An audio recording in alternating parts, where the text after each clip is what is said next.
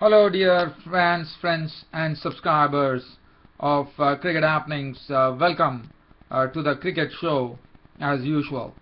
Well, today in this cricket show, we are going to look at the third day's play in the first test match between New Zealand and West Indies, where West Indies are really under a lot of pressure on day 3. In fact, New Zealand got a very big lead after making 508 for 7 declared. The West Indies were all out in the first innings for 262. So that really meant that basically, if you see, in fact, New Zealand did not enforce the follow-on, West Indies did not enforce the New Zealand did not enforce the follow-on, and New Zealand batted the second dig, and they were in a bit of a bother, I would say, at 14 for 2 of 13 overs. But that really didn't matter, because with the overall lead, New Zealand are already leading by 260 runs with 8 wickets remaining at Sabina Park, Kingston in Jamaica on the third day. 2 more days to go. I'm sure this pitch is going to have a lot of cracks, and West Indies are the ones who are going to bat last. They already have struggled against spin. We had a wonderful debut for Mark Craig, the right arm off spinner who was making his debut, and he returned figures on his debut test. Tremendous bowling figures for Mark Craig, the right arm off spinner. Was very impressed.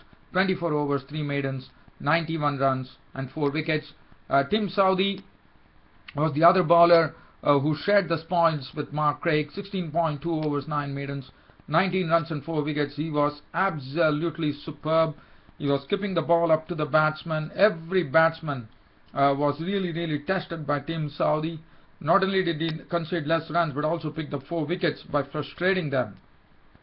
Now, just talking about the game yesterday, I left you when New Zealand declared at 508 for 7 declared, and I was talking about the West Indies batting. The time I left you on the Cricket Happening show yesterday, we were at a situation where Gale was at the crease.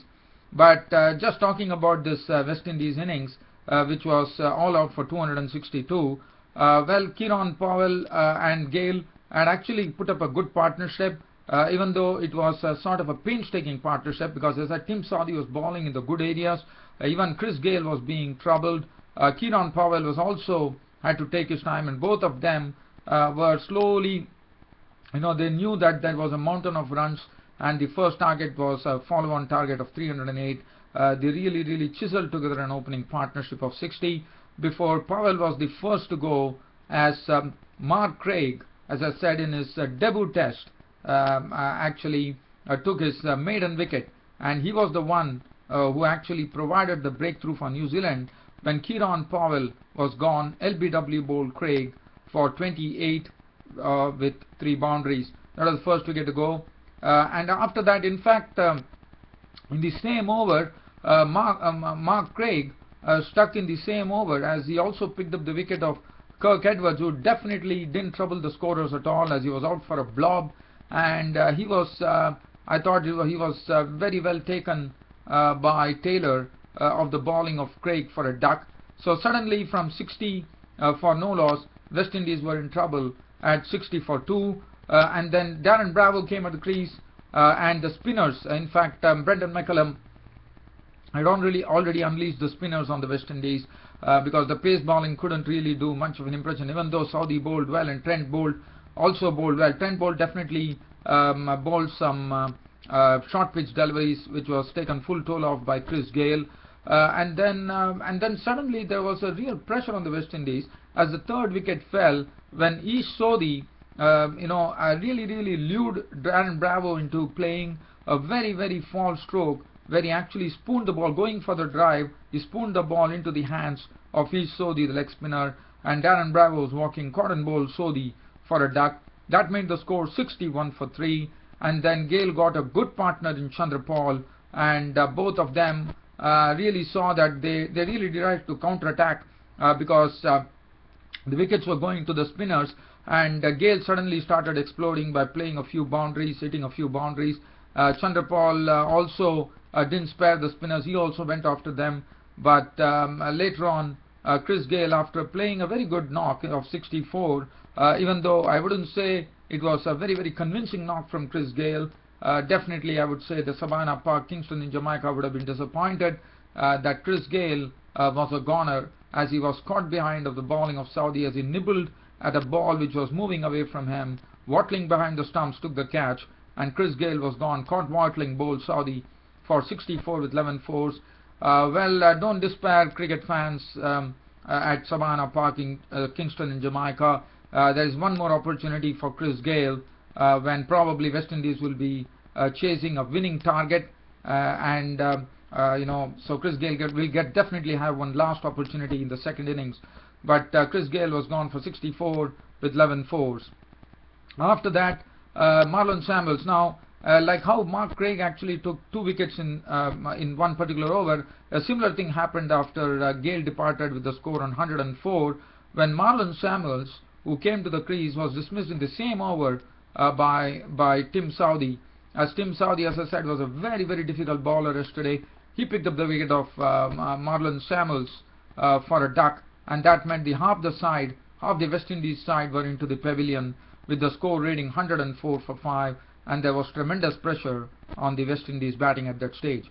But the good thing for West Indies, the Rock of Gibraltar, Shivanarayan Chandrapal, but yesterday his approach was a bit different. If you look at his approach, he definitely saw to it that he didn't allow the spinners to settle, used his feet very well, played his characteristic strokes, and he was joined in by Dinesh Ramadhan, the wicket keeper, the captain of the West Indies cricket team, and then both of them put their heads together and started really playing in the way that had to be played, and both of them put up a good partnership. From 104, they definitely relieved the pressure on the West Indies innings by putting a stand of 72 runs, with Dinesh Ramadhan also stroking the ball well, and Chandrapal just waiting for the loose ball to be hit. But on the same token, he was also interspersing it with some very, very compact defense, and both of them, as I said, took the score on to 176, and that was the time when things looked like West Indies was slowly trying to come out of this rut. That was the time it was Mark Craig once again, it was not Mark Craig, it was Tim Southee once again brought into the attack, who struck by getting the Dinesh Ramadhan a ball which was actually I would say going down the leg side, and Ramadhan had a faint touch onto that, and wattling behind the stumps on the onside took the catch, and he was gone for 39 with 6 fours, and then it left Shivanarayan Chandrapal with only the tail for company, and with the tail for company, it became very, very difficult for Chandrapal as the wickets started falling pretty quickly. Mark Craig, the red arm spinner, first got the wicket of Kemar Roche for 4. Then he dismissed Jerome Taylor, bold dismissed Jerome Taylor for 7. Mark Craig got his 4th scalp by clean bowling Suleiman Ben for 17 with 3 fours, and Shillingford contributed 14 with 2 fours and 1 6. But Shivanarayan Chandrapal in the end was left high and dry, not out on 84 with 13 fours, and West Indies were all out for 262. As I said, they conceded a very big lead of 246 runs to New Zealand.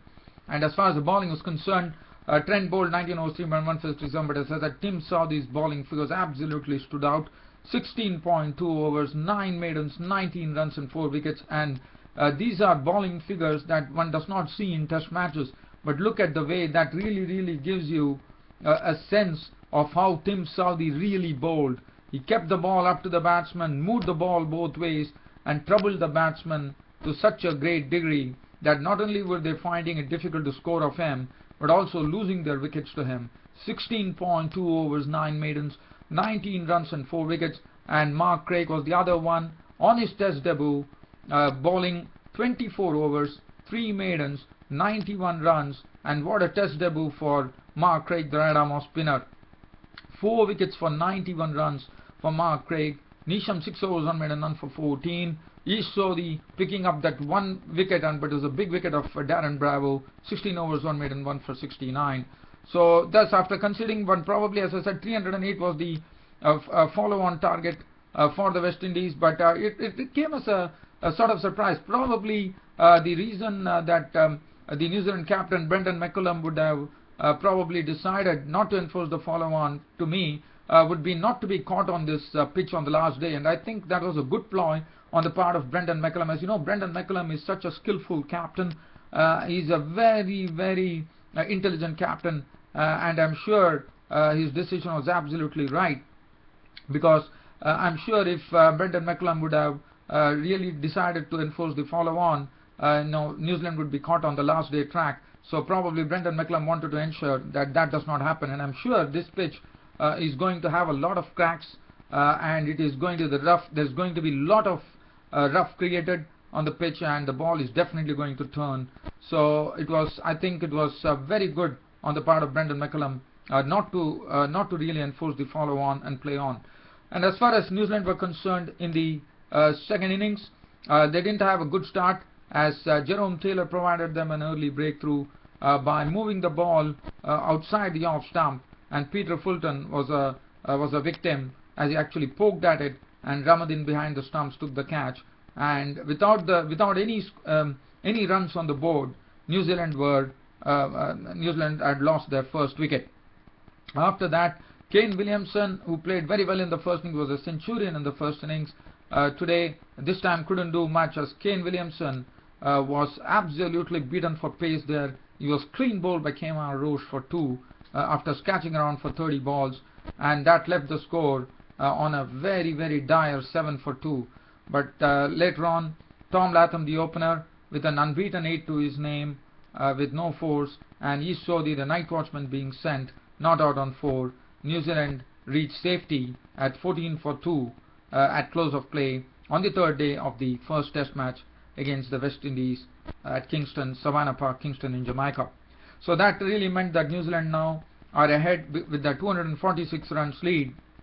They are ahead by 260 runs in this match, and I'm sure they are, even though they have lost 2 wickets, I think they are absolutely dictating terms to West Indies. As I said, the last day, this pitch, I mean, probably in the 4th day itself we are going to see what's going to happen. It will be interesting to see when the 4th day's play starts, but on the 5th day, I'm sure the life is going to be very difficult on this pitch, especially with the New Zealand spinners. Mark Craig already proved himself in his on his first dig, and also and that too on his Test debut, and he saw the right arm leg spinner in the ranks. I think West Indies are going to find it pretty difficult to actually save this match, but it all depends on how much New Zealand can score. Even I think a 200 score would be too much on this pitch for West Indies to handle. Looking at the bowling figures, Jerome Taylor 4 overs 2 maidens 1 for 4, Kemar Roach 6 overs 3 maidens 4 runs 1 wicket. They were the wicket takers, and Suleiman Ben bowling 3 overs 1 maiden none for 6. Now, one thing, as I said, it's going to be very, very interesting to see what is the approach today when the 4th day's play starts, and then for me, my feeling is that West Indies are going to find it very, very difficult. This pitch is not going to be easy. The ball is going to turn square, roughs are going to be created, and West Indies are going to find life pretty difficult here. So the only best bet for West Indies, according to me, is to pick up very quick wickets today. In fact, even probably they have to really get New Zealand all out before probably tea time to really have. I mean, no, I couldn't see a realistic chance, because I think this pitch is very difficult. So it all depends on how the 4th day pans out. Well, dear fans and subscribers, that is as far as this cricket report is concerned of the 3rd day's play here at Savannah Park, Kingston, Jamaica, which is very, very well placed, in the sense it is definitely in favor of the New Zealanders in the first Test. Now let's talk about some cricket news. This was some very interesting cricket news that happened in the English County Cricket Championship, where Somerset were taking on Sussex. And as you know, Somerset has a bowler, Alfonso Thomas, and what a shame, he has never played for, he has never, I mean, he has played a lot of English county games. He has been a permanent part of the English county circuit here, Alfonso Thomas, the South African. And Alfonso Thomas is 37 years of age, and yesterday he completed one rare feat, which probably was done in the past by a bowler called, a very little known bowler, by the name Gary Butcher, who did it for Somerset, where he took 4 wickets in 4 balls. Now that is something which is a pretty rare. We know that we have hat tricks, but the reason that I'm talking about this is because taking 4 wickets in 4 balls, well, if at all one remembers that in international cricket, I can only think of one bowler who did that, and it was the Sri Lankan bowler Lasith Malinga. I think it was in the World Cup, where he actually had 4 South African scalps. He took 4 wickets in 4 balls, 4 South African wickets. So now that is something which is a rarity in English county cricket too. But as far as Somerset was concerned, it was not something which it has been done in the past. I think it was done by one bowler, if I'm not wrong. And as far as I know, I think it was Gary Butcher who did that. That was in probably in a first-class game in England. And also, I believe that Neil Wagner, the left-handed pace bowler from New Zealand, has also done it in the New Zealand domestic scene. But yesterday, Alfonso Thomas, the pace bowler, had a very unique distinction of taking 4 wickets for 4 runs. Alfonso Thomas not only did take 4 wickets for 4 runs, but he also took Somerset to a victory in just 3 days over Sussex. His figures, as far as Alfonso Thomas were concerned, as I said, he took 4 wickets yesterday. First, he had the Sussex left-handed night watchman Jimmy Anion bowled off an inside edge when the ball swung in. Rory Hamilton Brown was adjudged LBW the next delivery, and Ed Joyce was also a goner who actually gave the hat-trick to Alfonso Thomas when he was caught behind, when a ball actually came into him, and he was a goner and he was caught behind. It was wonderful bowling from Alfonso Thomas at that stage. And then he had to wait for one more over from Peter Trego, and once it was once that over was ended, it was Peter Trego who was actually bowling. So once that over was over, Thomas came back for the first ball of the next over, and Matt Mechan was got an inside edge, and all that you could see was that his stumps were rattled. And that was it. That was 4 wickets in 4 balls for Alfonso Thomas. Not only did he take 4 wickets for 4 balls, but it also took Somerset to a victory over Sussex inside of 3 days. What a performance from Alfonso Thomas, and what a bowler he has been for the English in the English county scene. As I said, that was a very unique distinction. So that's the reason I wanted to cover on it. As I said, Alfonso Thomas taking 4 wickets in 4 balls. Well, from here, let us look at some cricket news, and this cricket news is coming from India. As you know, India, Australia A, and South Africa A. In India A, South Africa and A cricket, Australia A will be taking on each other, and this will be played in Australia.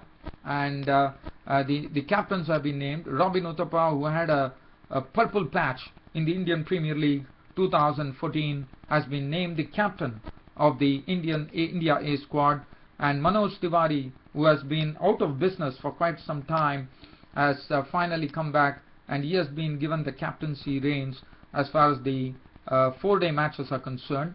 So looking at both the squads here, first let's have a look at the India A squad which has been selected. Robin Uthappa is the captain, Unmukh Chand, Manish Pandey, Ambati Naidu, Manoj Tiwari, Kedar Jadhav, Sanju Samson the talented, Parvez Rasool the right arm off spinner, Parvez Rasool, Akshar Patel, who was pretty impressive in the Indian Premier League 2014, Dhaval Kulkarni, Rishi Dhawan, Mohit Sharma, Karan Sharma, Rahul Shukla, Manan Vora, and Jaydev Unadkat.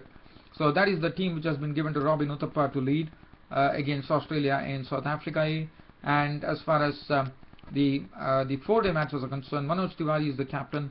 They have KL Rahul, who was very impressive, Jivanjot Singh, Robin Uthappa himself, Ambati Raidu, Karun Nair, who also had a good time in the Indian Premier League 2014, Naman Oja, who is a very good hitter of the ball, Pragyan Oja gets an opportunity, Umesh Yadav, Dhaval Kulkarni, Anureej Singh, Rajat Paliwal, Amit Mishra, Sandeep Sharma, Jasprit Bumrah, and Aparajit. So this is the team composition.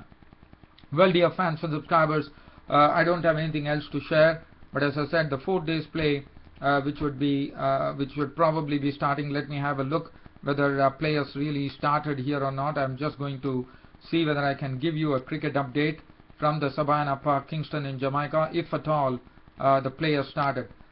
So let me go to the Sabina Park, Kingston, Jamaica, and see whether I can give you some live cricket updates. But unfortunately, for the time being, I think the match has not yet started, so one has to wait.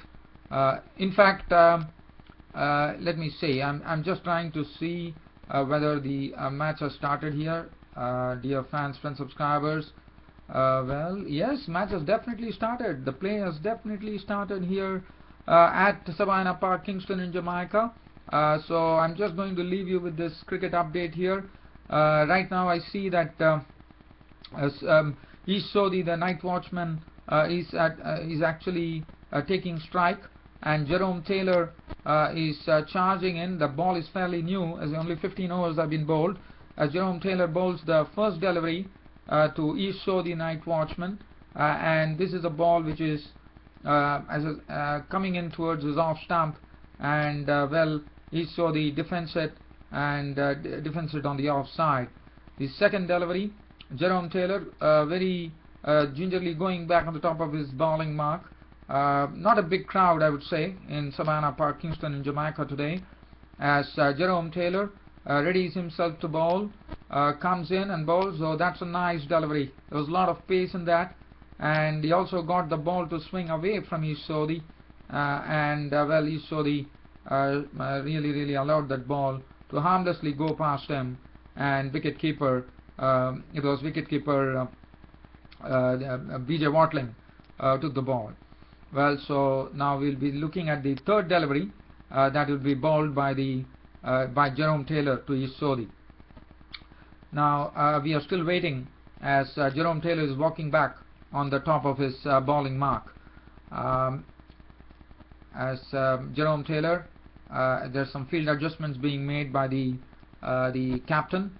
It is Dinesh Ramdin, the wicketkeeper captain, actually making some adjustments in the field, as Jerome Taylor comes in and bowls, and that's a nice delivery from Jerome Taylor. It was a nice and full delivery. The ball has squared him up, and I think he's gone. Southee is gone, as the ball has taken the outside edge. What a delivery from Jerome Taylor. A beautiful delivery, angled in towards the off stump, and it got Southee absolutely squared up, and that said, it has taken the outside edge, and the ball has actually gone on to hit his back foot, where the back pad, and I think he's plumb in front. Yes, the umpire's finger goes up, and East Southee, the night watchman, in the first over itself on the 4th day of the first test match, is walking back to the pavilion. LBW bowled Taylor for 4, and well, New Zealand have lost their 3rd wicket with the score on 14 runs. Well, dear fans and subscribers, that really tells me that my Cricket Happening show is about to end on this. Thanks for your company, and thanks for your tremendous support to the cricket show as usual. Your host Ram will see you on the next Cricket Happening show, which will be tomorrow, and I will be talking on the 4 days play that is currently underway here in Sabina Park, Kingston in Jamaica tomorrow. Until then, it's a big goodbye from your host Ram on the cricket show. Thank you.